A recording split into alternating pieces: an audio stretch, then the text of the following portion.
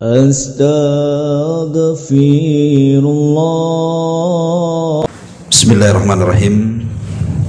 Assalamualaikum warahmatullahi wabarakatuh. Alhamdulillah wassalatu wassalamu ala rasulillah wa ala alihi wa sahbihi wa mawalah wa la hawla wa la quwata illa billahi wa ba'du. Alhamdulillah, segala puja dan puji hanya milik Allah subhanahu wa ta'ala. Salat dan juga salam kita hadiahkan kepada Rasul kita Nabi besar Muhammad sallallahu alaihi wa ala alihi wasallam.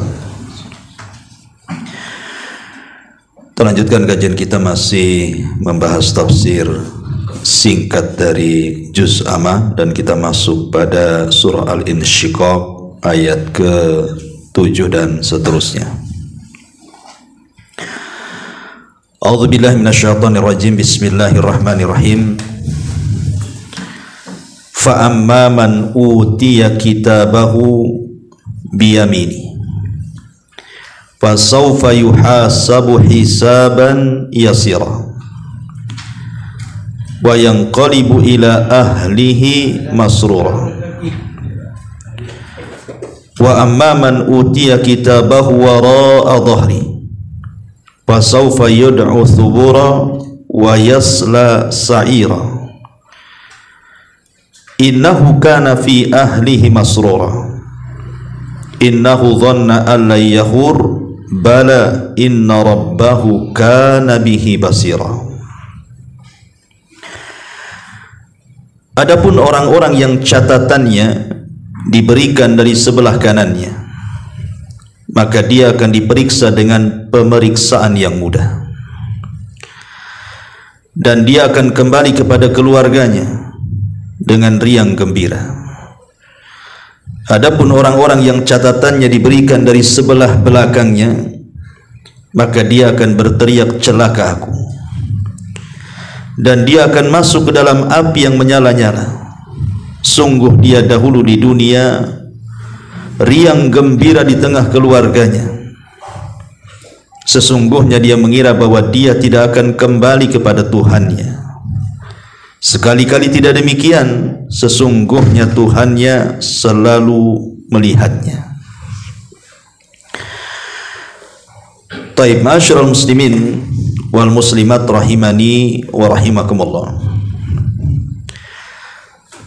Ayat yang kita baca ini menerangkan kepada kita tentang satu akidah ahli sunnah wal jamaah, tentang keyakinan kita dalam peristiwa hari akhir adalah pemberian catatan. Sebelum kita jelaskan soal pembagian catatan ini, kita tahu beriman dengan hari akhir ini adalah sesuatu daripada rukun-rukun iman yang wajib kita imani. Kalau tidak, maka kita kufur. Lalu apa faedahnya? Kenapa kita harus beriman dengan peristiwa-peristiwa hari akhir? Bahwa di sana ada hari kebangkitan manusia, hari hisab dan balasan, dan segala peristiwa yang ada dalamnya. Pertama, tanpa iman manusia akan hampa. Kalau kita tidak punya keimanan dalam hatinya, maka kehidupan kita itu akan hampa saja. Makanya di permulaan surah Al-Baqarah, Allah subhanahu wa ta'ala ketika menyebutkan tanda-tanda atau ciri-ciri orang yang bertakwa, Allah subhanahu wa ta'ala sebut alladzina yu'minuna bil ghaibi, bahwa tanda orang bertakwa adalah harus ada keimanan tentang perkara gaib, dan hari akhir itu perkara gaib. Sehingga dari keimanan inilah muncul sebuah harapan. Harapan inilah yang membedakan kita di dunia dengan orang-orang kafir. Orang yang beriman ada harapan, orang-orang kafir tidak punya harapan. Yang kedua, kenapa kita juga harus beriman dengan hari akhir dan juga peristiwa-peristiwa yang terjadi dalamnya? Supaya orang yang berbuat baik itu kebaikannya tidak sia-sia. Berarti ada balasan setelah kematian dari kebaikannya. Sebab kalau tidak ada hari setelah kematian yang berupa hisab atau yang semacamnya, maka buat apa orang berbuat baik coba kalau tidak ada balasannya? Yang ketiga, kalau tidak ada kehidupan setelah kematian, maka manusia pasti akan melakukan banyak kezaliman, hilang keadilan, bahkan manusia tidak akan aman hidupnya. Kenapa? Karena orang yang berbuat jahat, dia akan terus melakukan kejahatannya tanpa takut bahwa kejahatannya akan dibalas di hadapan Allah Azza wa Jalla. Kemudian yang keempat, bahwa orang yang yakin ada kehidupan setelah kematian dari proses-proses hisab dan yang semacamnya, maka dia akan semangat beramal walaupun di ujung hayatnya. Makanya di zaman sahabat ada seorang sahabat namanya Abu Dahda radhiyallahu anhu.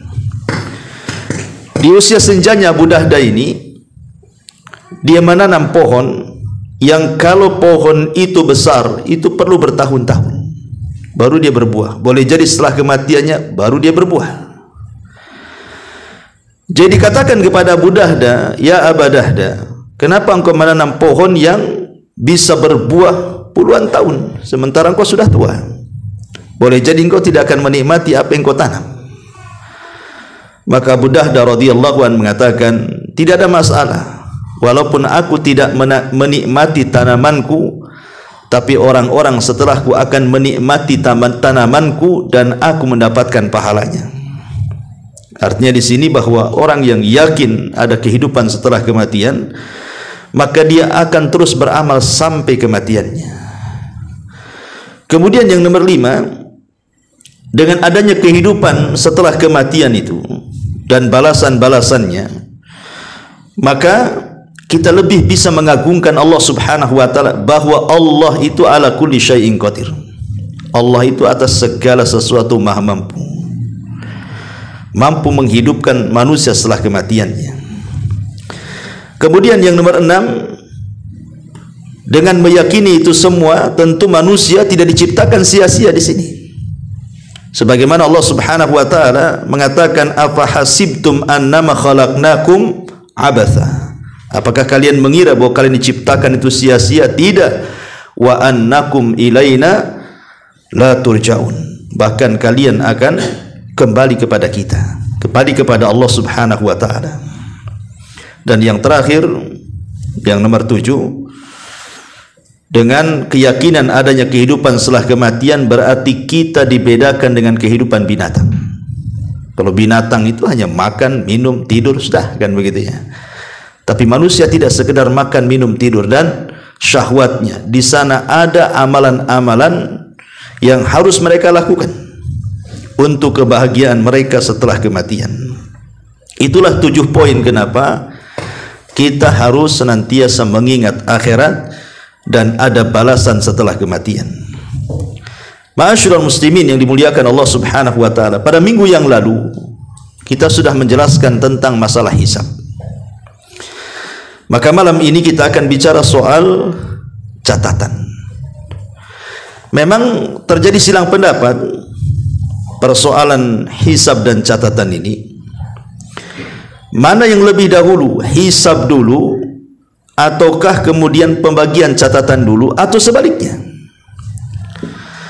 Kebanyakan para ulama mereka mengatakan annal hisaba yakunu awalan. Hisab itu pertama, baru pembagian catatan kedua.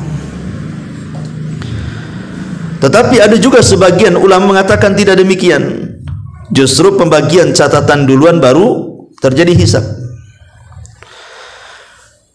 Disebutkan oleh Syekh Shalih Fauzan hafizahullah taala, dia mengatakan, "Tsummal ba'tsu wan nusyur wal qiyamu minal qubur, thumma al-wuqufu fi al-mahsyari, thumma al-hisab, thumma al-mizan, thumma tatayyur as-suhufi. Kata beliau, peristiwa-peristiwa kebangkitan setelah kematian itu adalah pertama kebangkitan, kemudian mengumpulkan manusia, kemudian mereka pun keluar dari kubur-kuburnya, kemudian mereka harus berdiri padang mahsyar, kemudian hisab, kemudian timbangan, baru kemudian pembagian catatan. Berarti pendapat Syekh Shalih Fauzan, hisab dulu baru pembagian catatan. Dan juga berkata Imam At-Tahawi, Imam At-Tahawiyah dalam kitabnya At-Tahawi yang kemudian disyarah oleh Syekh Shalih Al-Syekh hafizahullah ta'ala, dia juga mengatakan wa ba'dal hisabil awal tatayyurus suhub, dan setelah terjadi hisab yang pertama barulah terjadi pembagian catatan. Beliau pun menguatkan hisab dulu baru catatan. Tetapi ada sebagian para ulama mengatakan bahwa tidak demikian, pembagian catatan baru hisab. Wallahu a'lam. Tetapi kebanyakan mayoritas para ulama mengatakan hisab dulu baru pembagian catatan. Itu kebanyakan ulama mengatakan seperti itu. Karena ini juga perkara gaib, kita tidak bisa menentukan. Cuman ijtihad para ulama seperti itu. Taib, sebelum kita menjelaskan tentang catatan-catatan atau pembagian catatan pada hari kiamat, kita bagi dua pembahasan. Pertama catatan di dunia, yang kedua catatan di akhirat. Ma'asyiral muslimin yang dimuliakan Allah Azza wa Jalla, kita tahu bahwa di antara rukun takdir yang sudah kita pelajari adalah beriman dengan Alkitabah, adanya catatan bahwa manusia itu sudah dicatat segala sesuatu takdirnya di satu tempat yang disebut Lauhil Mahfuz. Tetapi ada catatan-catatan yang dicatat selain yang di Lauhil Mahfuz adalah dalam catatan para malaikat, seperti yang disebut dengan takdir al-umri, takdir umur.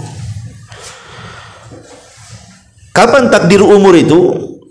Saat kita berada di perut ibu kita, maka malaikat datang kemudian mencatat berapa ajalnya, berapa bahagianya, berapa amalannya, macam mana dia akhirnya sul khotimah atau husnul khotimah, dicatat semua oleh malaikat.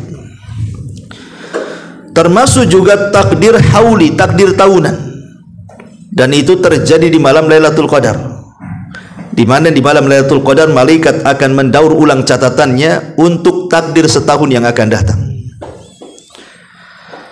Artinya bahwa di dunia ini segala sesuatu aktivitas yang kita lakukan, baik apa yang dikatakan dalam hati kita atau terucap dalam lisan atau dalam bentuk perbuatan, baik yang baik ataupun yang buruk, tidak lepas daripada catatan-catatan malaikat. Dan para ulama mengatakan malaikat yang menyertai kita itu ada 3 kelompok. Malaikat yang menyertai kita itu ada 3 kelompok. Yang pertama, malaikat yang mendatangi kita saat kita berada dalam rahim ibu kita, di mana tugas malaikat ini diperintah oleh Allah Subhanahu wa taala untuk mencatat segala sesuatu yang berhubungan dengan kita, usianya, amalnya, bahagianya, celakanya, umurnya, dan begitu seterusnya. Ini yang pertama. Inilah malaikat yang menyertai kita. Kemudian yang kedua, hirasatuhum libni Adam. Ada malaikat yang ditugaskan oleh Allah Subhanahu wa taala untuk menjaga kita, menjaga anak Adam. Dan ini disebutkan di dalam Al-Qur'anul Karim surah Ar-Ra'd. Allah mengatakan lahu mu'aqibatum min baini yadayhi wa min khalfihi yahfazunahu min amrillah. Dan bagi manusia itu terdapat malaikat-malaikat yang senantiasa menjaganya, baik di depannya, di belakangnya, dan terus menjaga dari amrillah, dari perkara perintah-perintah Allah Subhanahu wa taala. Imam Ibnu Katsir ketika memberikan catatan kepada surah Ar-Ra'd di sini mengatakan bahwa malaikat-malaikat penjaga kita itu jumlahnya ada 4. Jadi setiap kita ini diutus 4 malaikat, di mana 4 malaikat ini ditugaskan oleh Allah Subhanahu wa taala, 2 di malam hari dan 2 di siang hari. Begitu kata Ibnu Katsir rahimahullahu taala. Kemudian kata Ibnu Katsir, fa isnani anil yamini wasyimal yaktubanil hasanat wasayyiat wasnani min waraihi wa amamihi yahrusani. Maksudnya 4 malaikat ini, yang 2 adalah diletakkan sebelah kanan dan sebelah kiri. Gunanya dia akan mencatat semua kebaikan yang kita lakukan dan semua keburukan yang kita lakukan. Adapun malaikat yang 2 depan dan belakang tugasnya menjaga kita. Maksudnya kalau kita tidur kemudian ada binatang yang hendak mendekati kita, maka malaikat akan menjauhkan binatang itu. Makanya kita tidur di mana saja, alhamdulillah tidak ada semut masuk ke lubang hidung kan. Tidur di lantai kan banyak semut, tapi tak ada semut yang masuk ke lubang-lubang, paling tinggi ya gigit-gigit gitu saja kan. Ya. Kecuali memang sudah takdirnya, maka malaikat tidak bisa apa-apa. Kalau sudah ditakdirkan di Lauhil Mahfuz, ya apa dikata, malaikat pun tak bisa menghalau dia. Karena sudah ditakdirkan, malaikat tidak bisa menolak takdir yang di catatan Allah yang di Lauhil Mahfuz. Ini yang kedua, dan yang ketiga itulah yang disebut dengan Raqib dan Atid. Di mana Allah Subhanahu wa taala mengatakan, "Ma yalfidhu min qaulin illa ladaihi raqibun atid." Tidaklah satu ucapan yang kita keluarkan melainkan akan dicatat oleh Raqib dan Atid.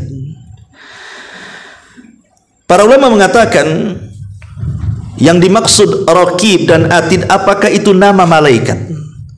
Ya, jadi nama malaikat yang satu namanya Raqib, yang satu namanya Atid.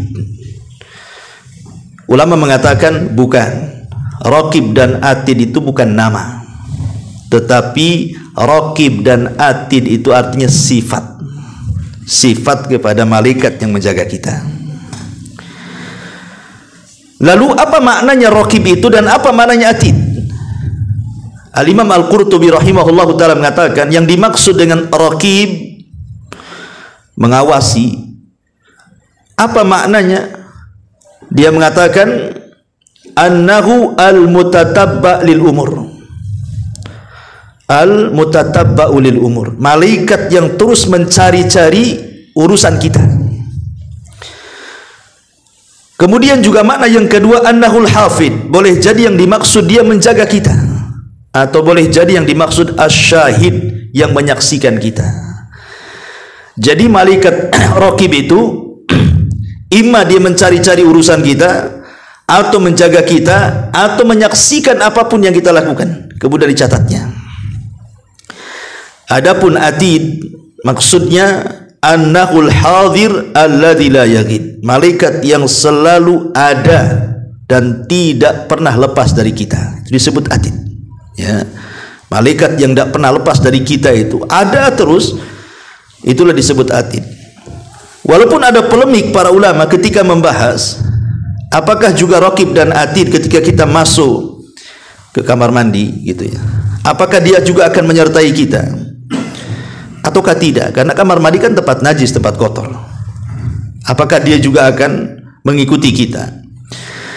Maka para ulama mengatakan sebagaimana dinyatakan oleh Syekh Utsaimin rahimahullahu taala, ya tetap saja manusia akan diikuti oleh Raqib dan Atid walaupun dia masuk ke dalam khala, maksudnya ke kamar mandi. Ke kamar mandi, karena tidak ada dalil yang mengatakan kalau kita masuk kamar mandi Raqib dan Atid tidak ikut. Ada memang riwayat tapi dilemahkan para ulama. Dilemahkan riwayatnya oleh para ulama.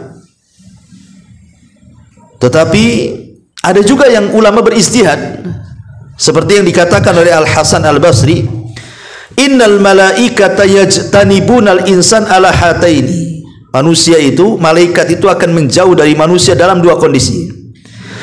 Inda ghaitihi wa inda jima'ihi, ketika dia buang hajat ataupun ketika dia berhubungan suami istri. Itu kata Hasan Al-Basri rahimahullahu ta'ala. Tetapi sekali lagi Al-Imam Ibn Utsaimin dan juga yang lainnya mengatakan kita masih berpendapat sebagaimana zahir daripada ayat. Ma yalfidu min qaulin illa ladaihi raqibun atid. Zahir ayat, malaikat ini akan terus bersama kita. Kecuali ada dalil yang khusus yang mengatakan kecuali kalau seandainya kita masuk kamar mandi dia keluar atau menunggu gitu ya. Ataupun ketika melakukan hubungan dia juga tidak berada di sekitar kita. Kalau memang ada dalilnya, ya tentu ala ra'si wal ain kata orang Arab. Ya kita samina wa ta'na. Tapi karena tidak ada dalil kata Syekh Utsaimin, maka hukum tetap pada asalnya bahwa malaikat raqib dan atid itu walaupun kita masuk ke kamar mandi tetap akan beserta dengan kita. Ini kalau bicara soal malaikat-malaikat yang menyertai kita dan malaikat-malaikat yang menjaga kita dan malaikat-malaikat yang mencatat amalan kita. Makanya kalau kita berkisah tentang kisah Imam Ahmad yang pernah saya sampaikan kepada antum. Jadi Imam Ahmad ibn Hanbal rahimahullah ta'ala saat sakit parah, Imam Ahmad ini sempat mengerung, bahasa kitanya aduh gitu ya.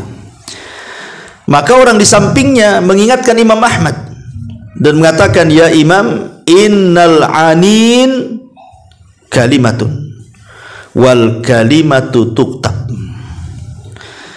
Wahai Imam, bukankah aduhan erungan itu sebuah kalimat dan kalimat itu akan dicatat? Maka Imam Ahmad ketika diingatkan langsung diam dia. Padahal dia sedang merasakan sakit, tapi dia tidak mau mengaduh. Dari sini kita tahu bahwa Imam Ahmad memahami fikihnya bahwa walaupun hanya kalimat aduh tetap dicatat malaikat. Tapi kemudian para ulama membagi ucapan manusia yang dicatat oleh para malaikat itu, karena ucapan manusia kan terbagi tiga ya. Pertama ucapan yang berpahala, yang kedua ucapan yang tidak berpahala, karena mungkin ucapan-ucapan yang mengandung dosa, kemudian ucapan yang tidak berpahala dan tidak mengandung dosa. Jadi ucapan ada tiga, ada yang berpahala, ada yang mengandung dosa, ada kalimat yang tidak mengandung pahala juga tidak mengandung dosa. Maka ulama mengatakan semua akan dicatat. Semua akan dicatat. Tetapi wallahu alam, apa semua akan dihisab? Maka para ulama mengatakan tidak. Yang akan dihisab itu yang mengandung pahala dan yang mengandung dosa saja. Adapun yang tidak mengandung pahala dan dosa tidak dicatat, tidak dihisab. Lalu kenapa kok tidak dihisab kemudian dicatat? Itulah amanahnya para malaikat untuk membuat laporan kepada Allah Subhanahu wa ta'ala. Semua dicatat. Karena kalau hisab itu kan hak mutlak milik Allah kan begitu. Yang penting tugasnya malaikat catat-catat dia. Karena malaikat itu tidak pernah bermaksiat dari perintah Allah Subhanahu wa taala. La ya'sunallah ma amarahum wa yaf'aluna ma yu'marun. Malaikat itu akan terus melaksanakan apapun yang diperintahkan Allah. Makanya dia akan catat semuanya. Tapi soal mana yang dihisab, mana yang tidak, itu dikembalikan kepada Allah Subhanahu wa taala. Lah dalam ayat yang kita baca ini, di mana Allah Subhanahu wa taala bicara soal catatan kita. Kalau kita melihat pada beberapa ayat dalam Al-Qur'an yang berkaitan dengan catatan ini, contohnya umpamanya Allah Subhanahu wa taala berfirman dalam surah Al-Kahfi ayat 49. Apa kata Allah? Wa wudi al-kitab fataral mujrimin mushfikina mimma fihi wa yaquluna ya wailatana ma li hadzal kitab la yughadiru saghiratan wala kabiratan illa ahsaha wa wajadu ma amilu hadiran wala yadlimu rabbuka ahada. Dan diletakkanlah kitab catatan amal itu, lalu engkau akan melihat orang-orang yang berdosa merasa ketakutan terhadap apa yang tertulis dalamnya. Dan mereka berkata, betapa celaka kami, kitab apakah ini? Tidak ada yang tertinggal, yang kecil ataupun yang besar, melainkan semua tercatat di dalamnya. dan mereka mendapati semua apa yang telah mereka kerjakan tertulis, dan Tuhanmu tidak akan pernah menzalimi siapapun. Lihat bagaimana telitinya catatan itu. Boleh jadi ikhwatu fiddin, apa yang kita lakukan di dunia ini baru 1 minggu saja antum sudah lupa. Kira-kira minggu kemarin antum melakukan apa, mengucapkan apa, kebaikan apa yang sudah dilakukan, kejelekan apa yang pernah kita kerjakan. Kita tidak tahu kan begitu. Tapi jangan salah bahwa apa yang kita lupa dari apa yang sudah kita kerjakan belum tentu kemudian malaikat lupa mencatatnya. Semua akan ada catatannya, yang kecil, yang besar, yang tampak ataupun yang tersembunyi. Makanya Allah Subhanahu wa taala juga mengatakan dalam surah Al-Haqqah ayat 25 dan seterusnya, Allah mengatakan, wa amman utiya kitabahu bishimali fayaqulu ya laitani lam uta kitabiyah wa lam adri ma hisabiyah ya laitaha kanatil qadiyah ma agna anni maliyah halaka anni sultaniyah. Adapun orang-orang yang kitabnya diberikan di tangan kirinya, maka dia berkata, alangkah baiknya jika kitabku ini tidak diberikan kepadaku, karena dia sudah tahu isinya, sehingga aku tidak mengetahui bagaimana perhitunganku. Wahai kiranya kematian itulah yang menyudahi segala sesuatu. Hartaku sama sekali tidak berguna, kekuasaanku pun telah hilang dari diriku dan tidak ada gunanya. Artinya bahwa orang-orang yang melakukan kejahatan, yang kemudian di akhirat ditakdirkan mengambil catatan dengan tangan kirinya, dia baru terasa bahwa apa yang dilakukan semua ada catatannya. Karena Allah Subhanahu wa taala tidak meninggalkan sedikit pun kecuali sudah terdapat dalam catatan itu. Tetapi ikhwatu fiddin muliakan Allah Azza wa Jalla, catatan itu terbagi menjadi 2. Ada namanya catatan global, ada namanya catatan khusus. Ya. Adapun catatan global itu maksudnya satu buku itu semua ada di situ semua, dan itu dibagikan kepada masing-masing para nabi dan umat-umat masing-masing para nabi. Umpamanya Nuh alaihi salam dengan umatnya diletakkan dalam satu catatan, Ibrahim dengan umatnya diletakkan dalam satu catatan, Nabi Syuaib dan umatnya diletakkan dalam satu catatan, dan semua para nabi, Musanya, Isanya, termasuk Nabi kita Muhammad sallallahu alaihi wasallam ada bukunya masing-masing. Jadi dalam satu buku itu Nabi juga ada di situ, para sahabat ada di situ, para tabi'in ada di situ, termasuk juga kita ada di situ. Itu namanya catatan umum. Catatan umum. Tapi yang kedua, itulah yang kemudian disebut dengan catatan khusus.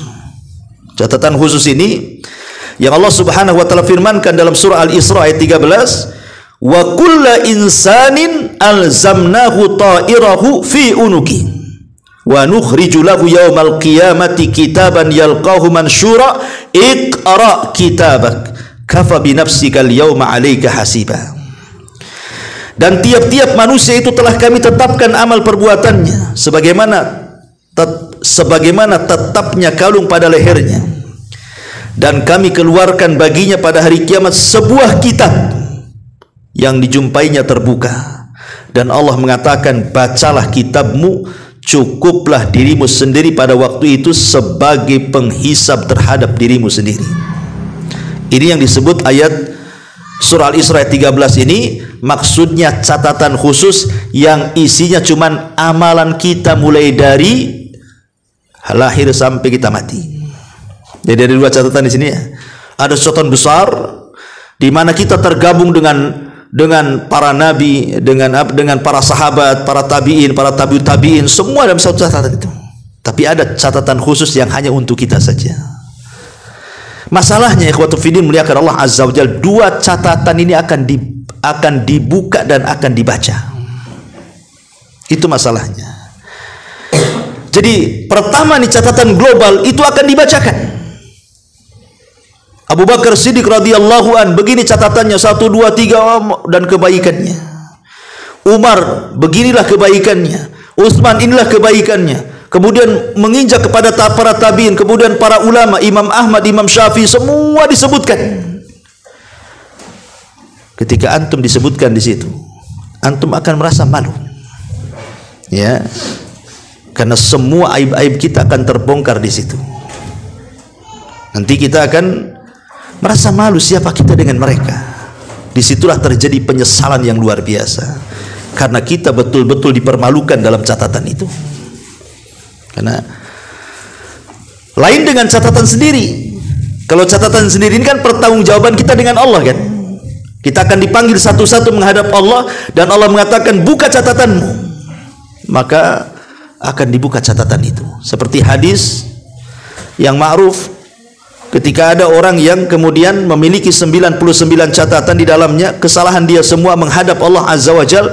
Kemudian Allah mengatakan bukalah satu catatan dari 99 catatan yang kau buka itu.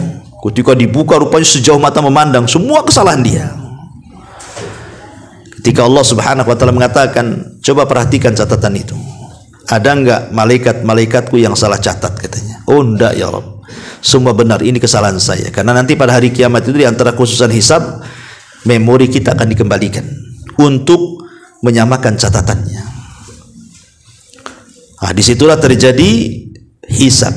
Ada hisab mudah, ada hisab sulit. Ya. Taib, masyarul muslimin yang dimuliakan Allah Azza wa Jalla. Jadi catatan itu ada dua, ada catatan global, catatan besar, dan ada catatan khusus yang merupakan kita saja di situ. Lah disinilah terjadi perubahan fisik. Jadi terjadinya perubahan fisik pada hari kiamat itu ketika membaca catatan. Kalau seandainya catatan kebaikan kita jauh lebih banyak dibandingkan catatan keburukannya, maka setiap kita membaca catatan kebaikan, maka wajah kita akan bersinar, bersinar, bersinar, bersinar seperti rembulan. Dan tanpa sadar badan kita juga akan membesar, membesar, membesar sampai berhenti setinggi Adam dan selebar Adam. Kalau seandainya catatan kebaikannya lebih banyak dibandingkan keburukannya. Jadi ketika membaca itu, maka tiba-tiba bercahaya, kemudian badannya melebar, membesar dan meninggi, dan akan berhenti di postur Adam alaihi salatu wassalam. Artinya sudah jelas bahwa orang seperti ini layak masuk surga. Ya.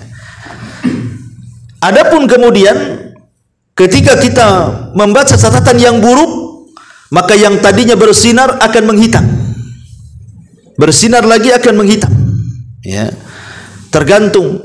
Tetapi terkadang Allah Subhanahu wa taala menutupi perkara itu dari manusia kalau memang dia orang-orang yang ketika di dunia itu orang yang selalu menutup aib orang lain. Sebagaimana Rasulullah SAW mengatakan, man satara musliman satarahullahu yaumal qiyamah. Siapa yang menutup aibnya seorang muslim di dunia, Allah tutup aibnya di akhirat. Jadi ketika dia membaca catatan buruk, otomatis kan menghitam tuh wajahnya. Manusia akan melihat kan gitu. Tetapi karena dia di dunia suka menutup aib orang, maka ketika dia membaca catatan yang buruk yang harusnya terlihat hitam di hadapan manusia, tapi Allah berikan tabir sehingga orang tidak tahu.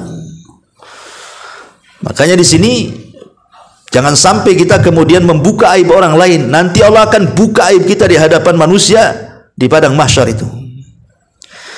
Ma'asyiral muslimin yang dimuliakan Allah Subhanahu wa taala. Lah ulama mengatakan bahwa manusia sebagaimana golongan-golongannya di dunia, begitu juga Allah perlakukan mereka di akhirat. Manusia di dunia itu terbagi tiga kan?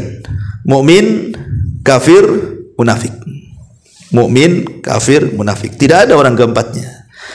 Kalau tidak mukmin kafir, kalau tidak kafir munafik. Cuma tiga manusia itu. Ya kafir yang mencakup ahli kitab, orang-orang yang berberhala, jadi satulah orang kafir kan itu. Lah ketika tiga kelompok ini dihadapkan di hadapan catatan pada hari kiamat, maka orang yang beriman sudah jelas mengambil dengan tangan kanannya. Orang yang beriman mengambil dengan tangan kanannya, dan orang kafir mengambil dengan tangan kirinya. Tetapi orang-orang munafik dia mengambil tangan kiri dengan di belakang punggungnya. Artinya orang munafik jauh lebih bahaya dibanding orang kafir. Orang munafik itu jauh bahaya dibandingkan orang kafir. Maka cara mengambilnya pun dengan tangan kiri dan di balik punggungnya. Itu ada penafsiran. Tapi penafsiran yang lain tidak. Maksudnya mengambil catatan dengan tangan kanan dan tangan kiri ini khusus untuk orang yang beriman. Tapi yang mengambil catatan dari balik punggungnya dengan tangan kiri itu khusus orang kafir, termasuk orang munafik dan orang musyrik dalamnya. Mananya kalau dia mengambil dengan tangan kanannya, berarti mereka adalah orang-orang yang disebut dengan as-sabiqun as-sabiqun, orang-orang yang mulia, mungkin para nabi, para sahabat, para syuhada gitu ya.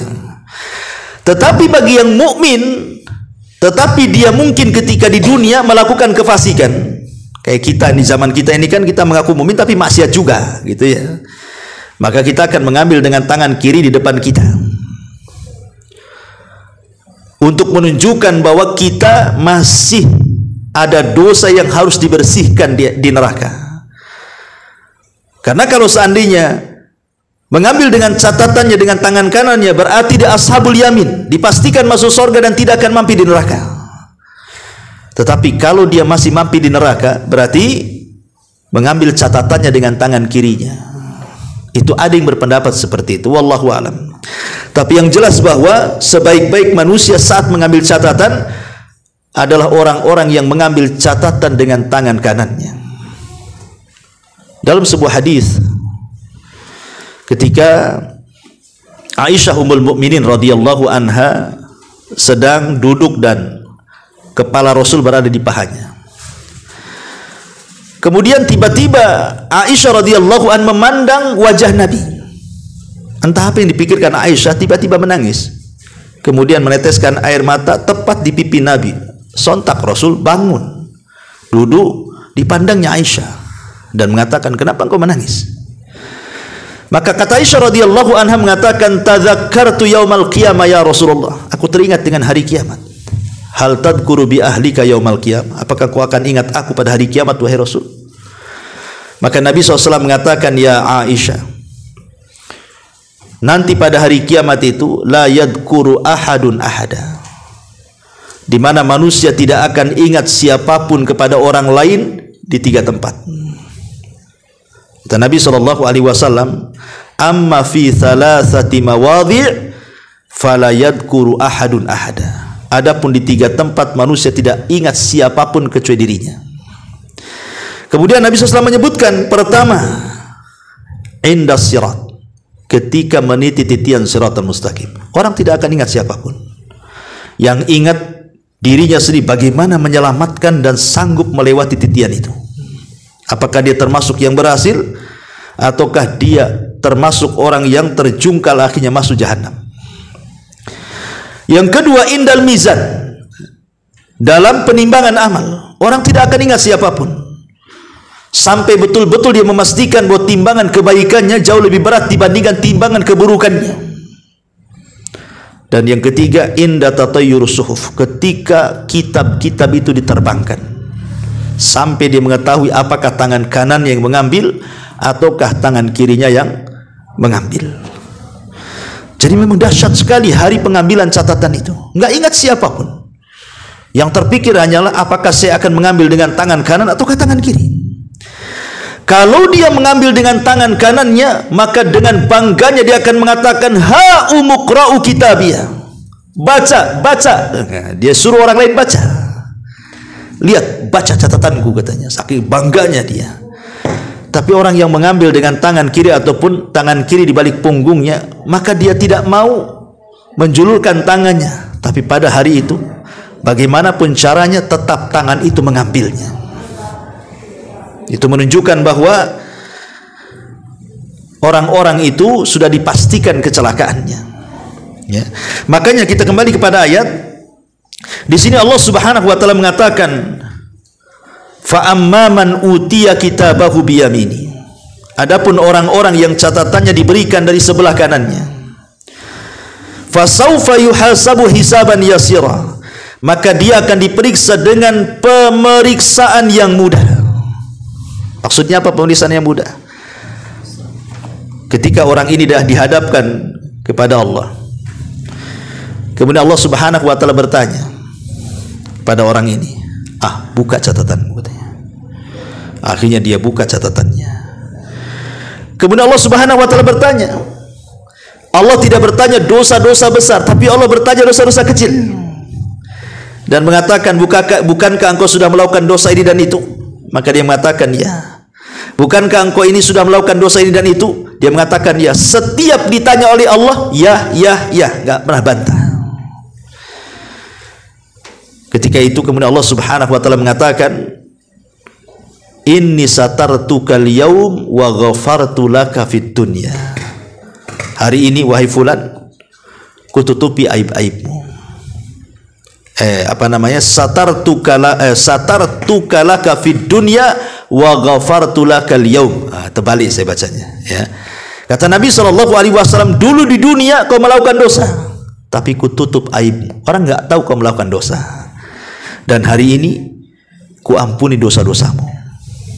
Inilah yang disebut dengan hisaban yasira, hisabnya mudah. Karena tidak ada bantah-bantahan di sini. Beda dengan hisab sulit. Kata Aisyah radhiyallahu anha, ketika Nabi SAW mengatakan man nukisha man husiba uzib, barang siapa yang dihisab maka akan diazab. Maka Aisyah radhiyallahu anha mengatakan, ya Rasul, bagaimana dengan ayat fasaufa yuhasabu hisaban yasira, bahwa manusia itu akan diperiksa dengan pemeriksaan yang mudah. Maka Nabi SAW mengatakan, tidak wahai Aisyah, itu hanyalah al-ard. Ard itu hanya sekedar mendengarkan kemudian mengiyahkan. Tapi yang dimaksud manukisha uzib, siapa yang terjadi perdebatan saat pemeriksaan catatan, itulah yang disebut dengan hisab yang sulit, karena dia akan diazab. Jadi ketika Allah Subhanahu wa taala bertanya kepada manusia, engkau melakukan dosa ini dan itu, dia akan menyangkal, oh enggak. Engkau melakukan dosa ini dan itu, dia akan menyangkal, oh tidak. Pokoknya dia akan menyangkal terus. Ketika dia menyangkal, tidak mengakui dosanya, disitulah saksi akan didatangkan. Tangan akan jadi saksi. Yauma nakhtimu ala afwahihim wa tukallimuna aydihim wa tashhadu arjuluhum bima kanu yaksibun. Mulut itu kunci, tangan pula bicara. Kulit pula bisa ngomong. Sampai kemudian badan ini marahi kulit, dan lisan ini memarahi kulit dan mengatakan, lima syahidtum alaina, hei kulit, kenapa kau jadi saksi kepada badanmu sendiri, katanya. Apa kata kulit? Antaqan Allah, Allah yang buat aku bicara, cemana pula, katanya. Jadi semua akan jadi saksi itu, ya, semua, mulai dari mulut, kulit, bahkan bumi pun akan bersaksi untuk kita. Yauma tuhadditsu akhbaraha, pada hari itu bumi menghabarkan ceritanya. Maksudnya menjadi saksi kita, malaikat jadi saksi kita, catatan jadi saksi kita. Kalau sudah mendatangkan saksi-saksi macam-macam ini, berarti alamat hisabnya sulit orang ini. Jadi pahami perbedaan hisab mudah dengan hisab sulit. Karena Allah Subhanahu wa taala mengatakan di sini, wa yanqalibu ila ahlihi masrura, dan orang-orang yang mengambil catatan dengan tangan kanannya dan dia mendapatkan hisab yang mudah, maka dia akan kembali kepada ahlinya. Siapa ahlinya di sini? Ada yang mengatakan keluarganya di sorga, tapi juga yang mengatakan kalimat ahli di sini bukan keluarga, maksudnya al-mu'minun, orang-orang yang beriman. Jadi wa yanqalibu ila ahlihi masrura, dia akan kembali kepada keluarganya, maksudnya akan dikelompokkan dengan orang-orang yang beriman. Jadi ada dua penafsiran. Bisa ditafsirkan maksudnya keluarga di sorga, ataupun orang-orang yang beriman yang masuk sorga. Kemudian Allah mengatakan, wa amma man utiya kitabahu wara'a dhahri, beda pula dengan orang-orang yang catatannya diberikan dari sebelah belakangnya. Fasaufa yad'u subura, maka dia akan mencela dirinya sendiri dan mengatakan, celaka aku, celaka aku. Tapi apa gunanya penyesalan? Orang-orang yang masuk neraka, mereka menyesal dan mereka berjanji kepada Allah Subhanahu wa taala, wa hum yastarikhuna fiha rabbana akhrijna na'mal salihan ghaira kunna na'mal. Ya Rabb, keluarkan kami dari neraka, kembalikan kami ke dunia, katanya. Kalau engkau kembalikan kami ke dunia, kami berjanji akan beramal saleh yang dulu kami luput melakukannya. Itulah penyesalan mereka. Tapi Allah Subhanahu wa taala bantah, dan Allah katakan apa? awalam nu'ammirkum ma yatadzakkaru fihi man tadzakkar wa ja'akumun nadhir. Enak saja kau ngomong begitu. Di dunia aku sudah kasih umur panjang loh kepada kamu. Kemana saja kau manfaatkan umur itu? Dan pemberi peringatan sudah kami datangkan kepadamu. Di mana saja engkau itu? Akhirnya mereka pun hanya mengeluh dan juga hanya meratap saja di neraka. Tidak keluar juga mereka. Hanya angan-angan saja. Penyesalan itu di akhir, ikhwan. Sampai mereka akhirnya memanggil-manggil malaikat Malik, penjaga neraka, dan mengatakan, ya Malik, wahai Malik, liyak dia alaina rabbuk. Mintalah sama Tuhanmu, kami mati aja lah, nggak usah hidup, katanya. Kami sudah tersiksa lama di neraka ini. Malik tidak jawab. Setelah 100 tahun baru Malik menjawab. Bayangkan. Apa kata Malik? Innakum makithun. Tidak bisa, kau tetap di situ, katanya. Jawabannya, coba kan, ya. Jadi mereka akan seperti itu, mengatakan celaka aku, wa yasla sa'ira, dan dia akan masuk ke dalam api yang menyala-nyala, maksud neraka. Innahu kana fi ahlihi masrura. Sungguh dia dahulu di dunia bergembira di kalangan keluarganya. Innahu dhanna alla yaqur. Dia mengira bahwa dia tidak akan kembali kepada Tuhannya. Bala inna rabbahu kana bihi basira. Tidak demikian, sungguh Tuhanmu selalu melihatnya. Ini disebut dengan al-jaza min jinsil amal. Balasan itu disesuaikan dengan amalannya. Ya, kalau kita lebih bahagia dengan dunia, lupa akhirat, maka nanti di akhirat dia orang yang paling banyak menangis. Tapi selama di dunia dia sengsara demi akhiratnya, maka di akhirat orang ini paling bahagia hidupnya. Sama dengan istilah, siapa yang banyak berdiri di dunia melaksanakan sholat, maka dia akan sedikit berdiri padang mahsyar. Siapa yang meninggalkan berdiri sholat di dunia, maka dia orang yang paling lama berdiri padang mahsyar. Sama dengan ungkapan, siapa yang banyak menangis karena takut kepada Allah di dunia, maka dia akan banyak tertawa di akhirat. Tapi siapa yang banyak tertawa di dunia karena urusan hura-hura, maka dia akan banyak menangis di akhirat. Seperti itulah al-jaza min jinsil amal, bahwa balasan itu ditentukan dengan amalannya. Ma'asyiral muslimin yang dimuliakan Allah Subhanahu wa taala, lah ketika mereka sudah mendapatkan apa yang mereka dapatkan, yang mukmin mendapatkan dengan catatan dengan tangannya, yang kafir juga dengan kirinya, dan munafik di belakang punggungnya. Ketika itu manusia berkumpul. Disinilah waktunya Allah Subhanahu wa taala akan datang menghadap mereka. Allah Subhanahu wa taala berfirman dalam surah Al-Baqarah 210, hal yang duruna illa ayyatiyahumullahu fi dhulalin minal ghamam wal malaikatu wa qudiyal amru wa ilallahi turja'ul umur. Tidak ada yang mereka tunggu-tunggu pada hari kiamat kecuali kedatangan Allah dalam naungan awan bersama malaikat-malaikat untuk melakukan perhitungan. Sedangkan perkara mereka telah diputuskan, kepada Allah lah segala perkara akan dikembalikan. Jadi Allah Subhanahu wa taala mendatangi hamba itu di balik tabir. Dan ingat bahwa tabirnya Allah itu ada yang mengatakan nur, dalam riwayat ada yang mengatakan nar. Nur cahaya, nar api. Itulah tabir Allah. Kita tidak bisa memandang Allah karena ada tabirnya masalahnya. Makanya ketika Nabi SAW dalam peristiwa Isra Mi'raj,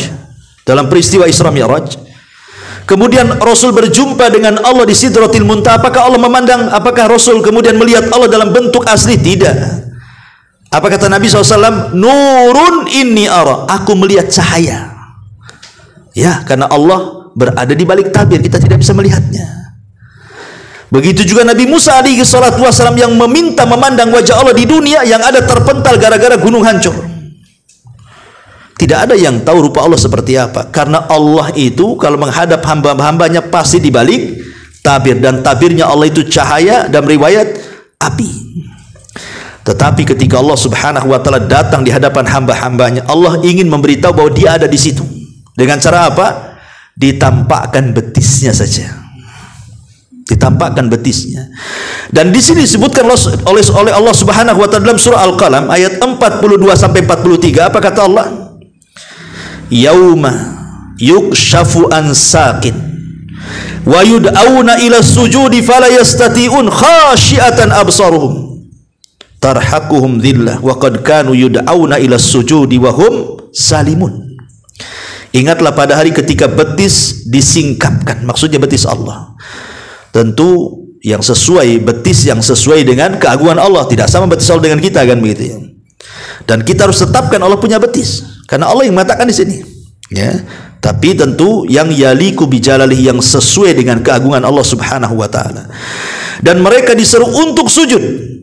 Jadi ketika Allah menampakkan betisnya saja, tidak semuanya, hanya betisnya saja, maka malaikat memerintahkan semua di padang mahsyar untuk sujud kepada Allah Azza wa Jalla.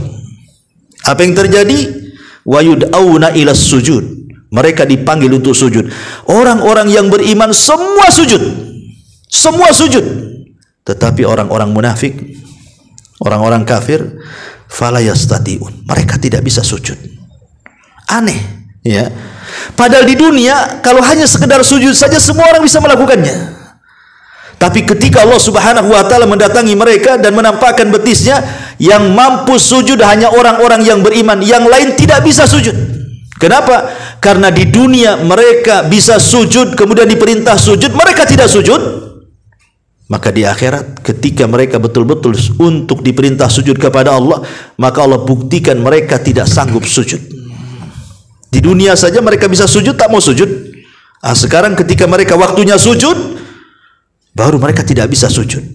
Khasyiatan absaruhum tarhaquhum dhillah wa qad kanu yud'auna ila sujudi wa hum salimun. Apa kata Allah? Pandangan mereka tertunduk ke bawah, diliputi kehinaan. Dan sungguh dahulu di dunia mereka telah diseru untuk sujud pada waktu mereka sehat, tetapi mereka tidak mau melakukannya. Maka sebagai balasan, sekarang kalian tidak sanggup sujud di hadapan Allah, padahal sujud pada waktu itu sangat berharga, menentukan keselamatan dia masuk neraka atau tidak. Ya, inilah diantara proses pemberian catatan, dan insyaallah minggu depan kita lanjutkan ke ayat berikutnya. Wallahu a'lam bishawab. Mudah-mudahan ada manfaatnya. Kita tutup dengan doa kafaratul majlis. Subhanakallah bihamdika asyhadu an la ilaha illa anta astaghfiruka wa atubu ilaik. Allahu ta'ala alam. Assalamualaikum warahmatullahi wabarakatuh.